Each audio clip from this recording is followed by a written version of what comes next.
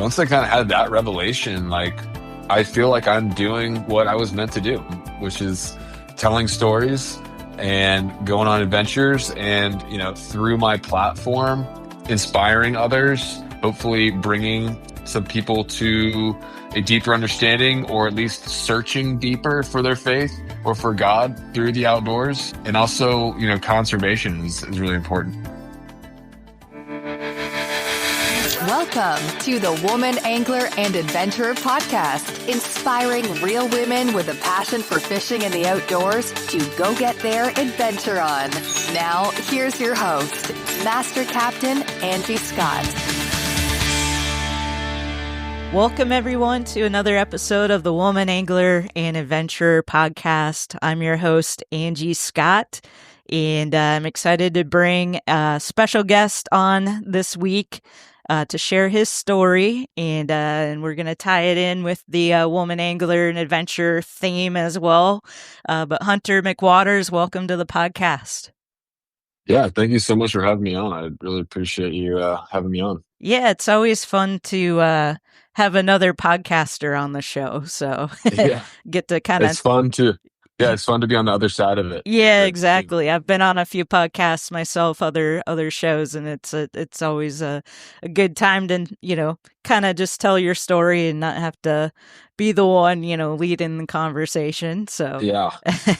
So enjoy. But you've been doing this for a long time, so you're a pro. Well, yeah, it's been a while. It's been a lot of fun, and I'm sure you've had the same experience of just getting to meet a lot of people just through the podcast, and that always leads to friendships and experiences that you probably wouldn't have had access to before. So yeah, I think that's one of the most valuable things about me having a podcast has just been, like, honestly, like, networking with other creators, other people in the industry. Like, it's an opportunity to have a conversation with somebody that may not normally be able to make the time for it, but you know what I mean? yeah. So it's pretty cool. Yeah, and you learn a lot along the way too. For sure. Awesome. Well, let's get started just kind of giving our audience a background on who you are and kind of how you got into the outdoors. We'll go from there. Yeah, so speaking to your theme of angling, fishing was probably the first introduction to the outdoors. I mean, my dad started me off when I was so young that, like, I almost don't remember which came first, but some of my earliest, outdoor memories were fishing. My dad taking me just to, like, a local pond, and I was probably like 6 years old, maybe younger, maybe like I was between 4 and 6. I mean, I was a little guy. And I hooked into like a 4.5 pound bass one time. Oh, wow. It was my first bass ever. And that was a memory that's definitely burned into my brain. That will light the fire for sure. Oh yeah, 4.5 pound bass for a 4-year-old kid. It felt like I was reeling in a like giant tuna or something. So anyway, but yeah, then, my dad started me off waterfowl hunting as well. And I grew up on the Chesapeake Bay, which I'm sure a lot of your listeners will be familiar with, famous for fishing and waterfowl and hunting. And so lots of really good saltwater fishing where I grew up in Virginia Beach, right on Chesapeake Bay Bridge Tunnel. So I've, fished there one time, me and my friends in high school. One of my friends, I mean, we were idiots, but we both had boats. Like, I've had a boat. I kind of miss it because I don't have one now, but growing up, I was always around boats and fishing and stuff. And this is pretty cool because I never talk about fishing. Usually I'm always talking about hunting. But yeah, when I was probably 12, my dad got me a John boat with a little trolling motor, and I think it was like 17 or 18. I got a little center console, and as I got older, my dad bought a pretty nice bigger center console, and me and my friend just decided one day we were gonna drive it was like a 2.5 hour run straight offshore to this thing called the Hot Dog, like right by the Norfolk Canyon where it drops off the continental shelf. And we had no idea what we were doing. And we were like 75, 80 miles offshore, which may not sound like a lot, but as you probably know, when you're that far offshore, if you're off a few degrees heading Mm. back home, you'll never see land. You'll just keep going and run out of gas, and who knows what happens to you. So kind of sketch. And we got out there, and all the electronics on my boat failed. Oh no. The radio, everything. I didn't have a backup handheld radio. So we really literally thought we were gonna like, you know, die a slow, agonizing death on the open ocean for about an hour. I finally got the thing working again, and we found our heading on a compass, and we were able to make it back on fumes of gas, by the way. Wow. Anyway, that was kind of a long story. But yeah, I mean, fishing was my main, beginning, and then my dad started me taking waterfowl hunting, and then as I got about 14, I started bow hunting whitetails on the eastern shore of Virginia. And that is when that really became my number one passion, was big game hunting, deer hunting, bow hunting. Mm. And so that kind of took me on that path, which was a long one, but to keep it fairly concise, has led me to where I am now. I still like fishing. Hunting is definitely my main focus. I think I just was better at hunting than fishing, Mm. and as you know, like fishing is awesome when you're catching fish. When you're a bad fisherman, like I'm not the greatest fisherman, it can be frustrating sometimes. So, but yeah, since then I've got young kids, and I've taken them out on their first fishing trips and stuff. So it's a great way to include the whole family in the outdoors, and especially get kids started. So I love it Yeah, full circle, just spreading it on. That's what it's all about. for Um, sure. so I'm kind of excited to talk to you a little bit about some of the other hats. I read musician, filmmaker, storyteller. I mean, all these things, and kind of tied into hunting. My Yeah. background is I moved from Minnesota to Nashville to work in the music business, Oh, and no so way. I don't consider myself a musician. I worked on the business side of it, but I do play a little guitar, and I've written some songs. And since I've Cool. been down here at this RV park, I actually picked the guitar back up again and wrote my first song in many years, kind of a Nice. theme around the park here, and people really love it. So that's gotten me kind of playing out a little bit around the park, and it's been a lot of Cool. fun. Talk a little bit about that. Yeah, well, writing songs is not easy. It's not easy. So good. Kudos to you. Yeah, I was actually weirdly born in Nashville. And then I also did an internship in college out there. I worked as an A&R intern at Universal Music for a Cool. summer and lived out there. And so that was really fun. But yeah, around age 14, I started playing drums. Probably closer to 12 maybe, but and then I pretty early on joined the worship team. I don't know if you call it joined or they recruited me, but I started playing drums at church. And that's when I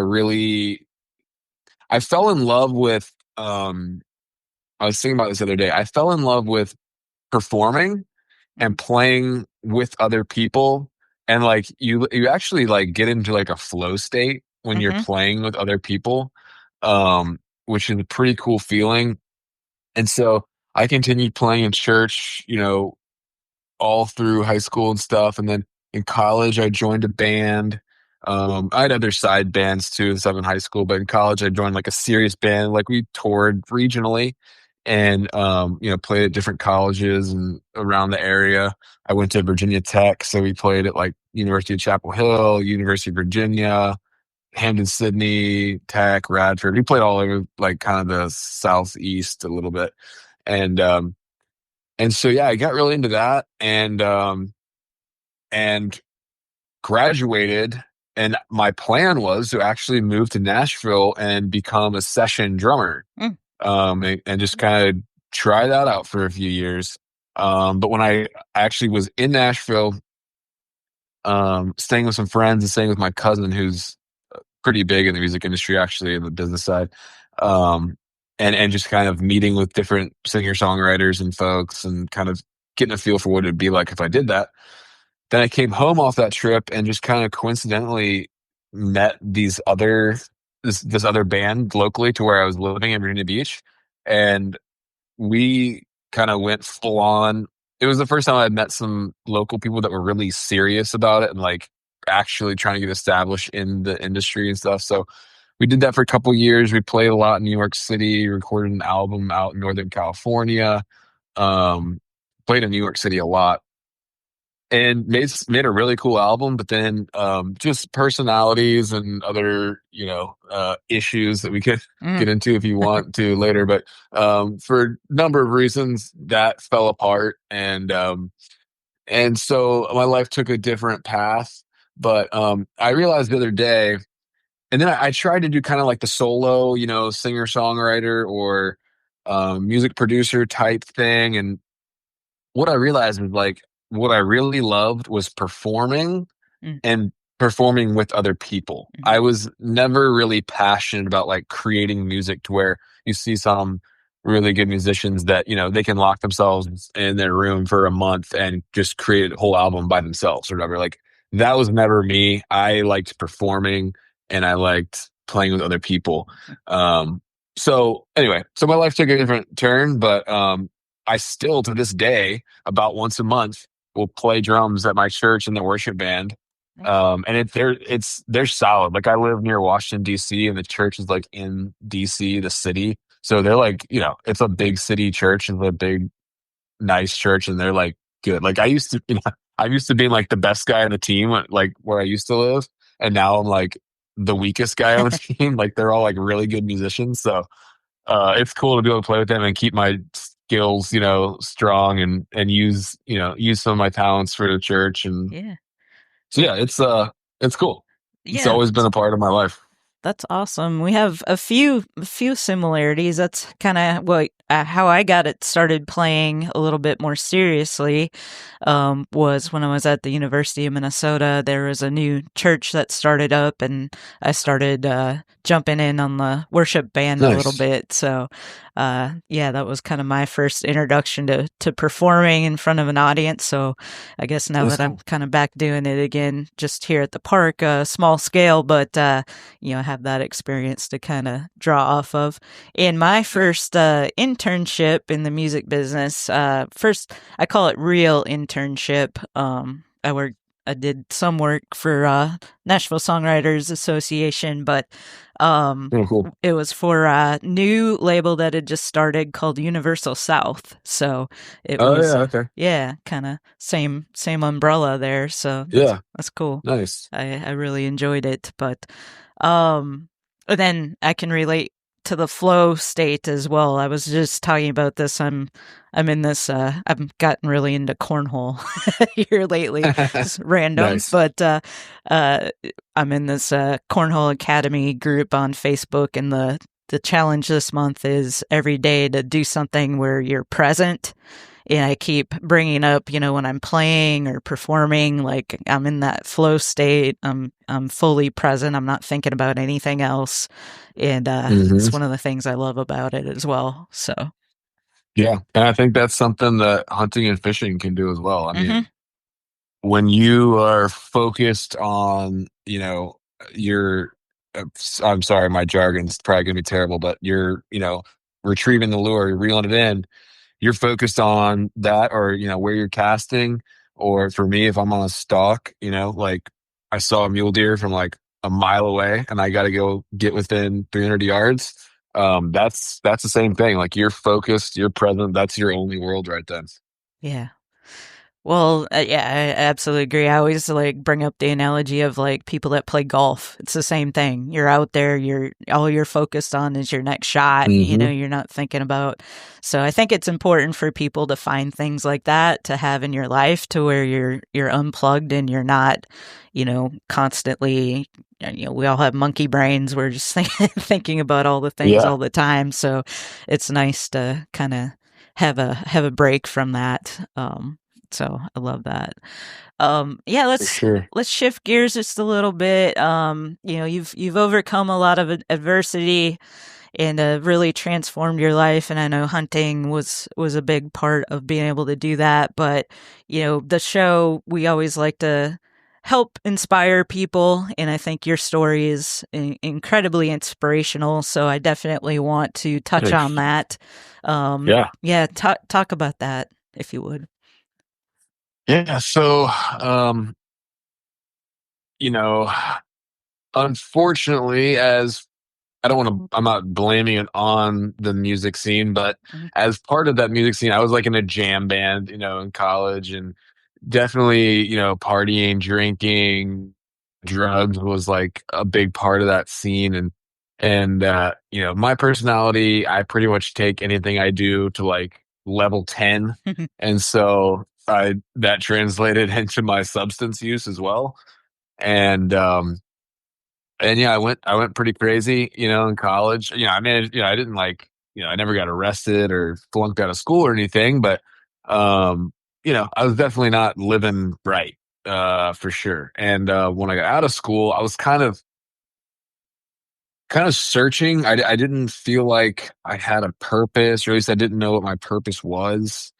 And so that, and then just kind of the huge life change of going from a college student, and my world was pretty much the band and my friends at college and partying, and then it all comes to an end, and you realize like that is not what life is all about. Mm, and and so that was tough for me, and I was pretty depressed for a while, and that made the substance use just get worse, and it got real bad, and I got introduced to some harder stuff that I don't think I really knew what I was getting myself into. And um so I became a full blown opioid addict at one point, and uh, to get help. I had to at some point I reached the end of my rope, and um my body was shutting down, my family was falling apart, and I had no money left, and I was still like functioning. I still had like a job, and all that stuff. I wasn't like living on the streets, but I mean, I was one or two life events away from I could have been on the streets, you know what I mean? Um so yeah, it got real bad, but I went and asked my family for help. I definitely asked God for help, and it wasn't an overnight easy process for sure, but with my family's help and with God's help, I was able to overcome that, and get healthy, get in shape, and because I was able to do that, and then because I prioritized my faith and growing, spiritually, and just trying to be a good person, um, it's brought me to the place now where I feel like I really am walking in my purpose, what God created me to do. I think a lot of people, because I had this thought in my head that because of the Christian tradition I was raised in, like for some reason it had translated in my head as if it's something that I want to do, it must be inherently bad, and therefore God doesn't want me to do it. mm, But the truth of the matter is God loves us, and he's a good father, and he wants us to do what we love and we're good at, as long as it's like, positive. not something evil, Yeah. right? um like he wants us to live life to the fullest and enjoy our lives, and do what we're supposed to do, because that then will be the most effective, and can glorify him through what we do. So once I kind of had that revelation, like I feel like I'm doing what I was meant to do, which is telling stories and going on adventures, and through my platform, um inspiring others, hopefully bringing some people to a deeper understanding, or at least searching deeper for their faith or for God through the outdoors. And also, conservation is really important to me, because most of the stuff I do is public land hunts out west, and so I wouldn't be able to do what I do without those lands being available and accessible. So conservation is a big thing too. So yeah, that's kind of the short story of it. Yeah, and it's funny how when we find something we really love and we're passionate about and enjoy, sometimes we like try to make ourselves feel guilty about it when we Yeah, totally. and it's Or you're like, you try to tell yourself that your dream is too good to be true, you know? right, and it couldn't be more opposite. You know, that that's leading us to our purpose. So it, you know, definitely sounds like you found yours along your journey. And I wish everyone out there could do the same thing, because Yeah, what a 100%. better world we'd be living in if that was the case. So, well, let's talk more about the Hunter's Quest, your brand. You know, it's not easy to build something like that and to make it successful. So talk a little bit about that journey. Yeah, it's definitely like you said, it's a journey. So, I went on a sorry, I'm watering a plant. I just realized it was dying. Um, I have a 25-year-old cactus. And I just looked Oh over wow. and part of it's like not doing it. Anyway, that was random. But so yeah, I went on a hunt in Alaska, and it was my first ever um backcountry hunt, which means like when we pack all our food and gear and hike into the wilderness and stay there for like multiple days, completely off grid. And it just like the challenge, the complete immersion in the natural world, was like, yeah, I was like, this is what I want to do. So when I got back home, I started the podcast, and then it just kind of snowballed. And I had experience in production. I'd worked for a television show actually for almost a decade before I was in the hunting space. And so I started the podcast kind of for fun, kind of on the side, and then ended up getting into filming some stuff. And it really just snowballed. And then starting the television show on Sportsman Channel. So it's been definitely a journey. I think if it's something you truly love and are like obsessed with, it's not a painful journey though. Like I've seriously enjoyed every minute of it. Yeah, there have been moments of stress and doubt and am I gonna make it? Like is this gonna work? For sure. But I think my faith had a big part of just also, having enough confidence to take a risk, and build this thing. And so, if it's not something that you'd be willing to do, as you know, with your podcast, like for free for a long time, Mm, like with no return, you're probably not going to last in it. I see. Oh, I've only been doing it like 4 or 5 years, but in that time, I've seen lots of guys who, they come in and they think, they can just start something and, they're going to make money or whatever or something and like right away. And in a year they're gone, mm, and they realize how much work it is and how hard it is to actually make any return. So um you know it's just like really building almost any other business. You got to be ready for the first couple years of grinding, of getting told no a lot, of I mean, it looks like all I do is like hunt, but like half of my year or more is like sales of, mm. and that's starting to switch a little bit now that I've gotten some really good partners on board. But I mean, I've spent a lot of time pitching companies and sending a lot of emails, a lot of them that never even got answered. Or, you got to send like 12 emails over the course of 2 years and finally you get an answer or something. So, it's just one of those things where it's like you got to grind, and because there's a lot of people that say they want to do this or think they can do this, and they don't deliver, or so you have to kind of like hang in there for years to show to these companies that like, hey, I'm not just a flash in the pan. Like Mm. I'm serious. I'm here for a long time. I'm not going anywhere. And eventually you start to catch traction, but to be able to get through that initial grind, it's got to be something that you just love and are okay with doing for free. Yeah. And so because I love this, I've been okay with that, and it's translated into success. That's awesome. Yeah, it's a lot of work. It sounds glamorous, and I think what a lot of people don't realize when you get into it, because of how much work it takes, it can kind of take you away from your true passion a little bit, which is actually being able to have the time to get out there and fish or hunt, And so Hmm. you see a lot of new brands or podcasts, whatever it may be, popping up, and like you say, they don't last very long because Right. you got to have the right drive and passion behind it to be able to put in the work. But it's nice to Yeah. get to the point where it sounds like you're getting to now, where you got a little more balance and can have a little bit more time to Yeah. incorporate Starting to those get there. adventures again.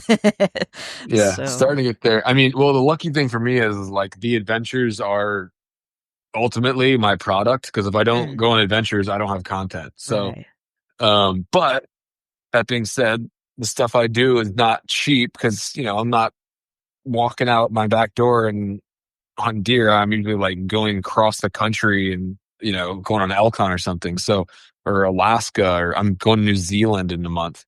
Um, so, and then just like anything, once you start to grow, you start to have more costs as well. Mm. So yeah, more money, more problems, right? But they're Right. all good problems to have. And I'm like, I just want to keep doing what I'm doing. And just, I've said, pretty much every day in my prayer time when I wake up, I say to God, like, I just want to do what I love and be able to provide a decent living for my family. And I'm happy, Yeah. like, so if I can just keep doing that, I'm happy. Yeah, that's it's not a bad goal to have for sure. Yeah. So let's talk about your family. I know you mentioned kids and the outdoors, and you've already introduced it. And we do, like to help inspire other women out there, other girls, younger girls, to hear stories of other people and realize that it is not just a male dominated space. It's open to everyone. How do you kind of view that and foster that in your little girl? Yeah, for sure. I mean, well, I think you're definitely right. I mean, I don't know the current statistics, but I remember hearing like recently, like that the biggest, demographic of new hunters and like fastest growing was women. And I do see a lot more women in the space, and like legit, legit women, not Mm, just like, what I'm saying? There are those women that probably don't represent women well on Instagram and stuff, yeah. that are just kind of getting clicks because they're doing clickbaity stuff. But I see like a lot more like legit, women. And I don't mean as a slight to it. There's a lot of like not legit guys too. But Mm, yeah, I mean, it's very. I love it. Hunter recruitment is a big important thing um, for hunters, and changing the perception of hunters. As the big thing I want to do is to the general public represent that we're not just like fat, misogynistic, racist white dudes that like throw cigarette butts and drink beer. Like, I want to feel what we truly are and what we should be and can be, and that includes including women, including other people groups, and that kind of thing. So I love it. And as far as with my little girl, I mean, to be honest, I think she's still a little young to do most of the stuff the bigger adventures that I do, but she seems to gravitate towards the outdoors way more than my older son, actually. She's much more apt to go play outside. I remember I was taking my son on just a dove hunt. And the only reason I didn't take her is just because he's considerably older than her, and she wasn't quite old enough yet to do that. And so anyway, I was taking him, and she was like, she just started crying, like, I want to go hunting too. And so like that was like my moment of like, wow, like I really got to get her involved as well. So I think she will probably be much more involved with it, probably more of a hunter than my oldest son. Time will tell, but I've taken the small steps. I've showed her how to shoot the BB gun in the backyard, and she loved that. She was like, "Dad, I want to play BB gun." Like all this.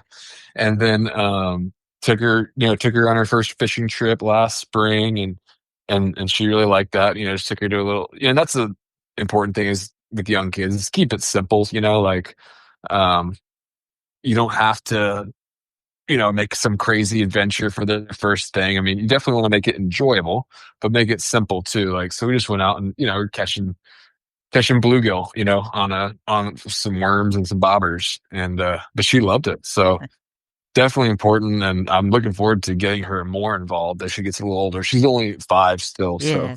Well, but, even those things have such a huge impact down the road. And, if, some kids, they gravitate away from it as they get older because there's other interests and things and friends and stuff like that come into play. But, a lot of times it circles back around once they get older, they miss that stuff. But I hope she sticks with it and enjoys it and gets to join you on some of these bigger adventures as she gets older. yeah, I think she definitely will. And like hunting and fishing is one of those things that, you can do your whole life. To an extent, it's not like, I played football in high school and you can't play tackle football your whole life. It's just, Right. so, and it's one of those things too, where it's like with hunting or fishing, both like no matter how good you get at it, there's still like things to learn or still new things you can achieve in it. Always, and new technologies, and I'm sure fishing, that's been a huge thing here lately with all the talk about the forward-facing sonar technology, and I'm sure there's similar things in hunting as well. So yeah, things are always changing and evolving, and always a lot to learn, which is keeps it interesting for sure. Yeah, absolutely. Yeah, it's like how do we balance the technology and use it? But where's the line where it's like, okay, this is too much, right? Yeah, it's an interesting time for sure. Mm-hmm. Well, very cool. Absolutely. I've really enjoyed this conversation. We'll start kind of wrapping it up. There's way more we could talk about, obviously, but For sure. What's next for you in the hunter's quest? Anything exciting coming up you want to share?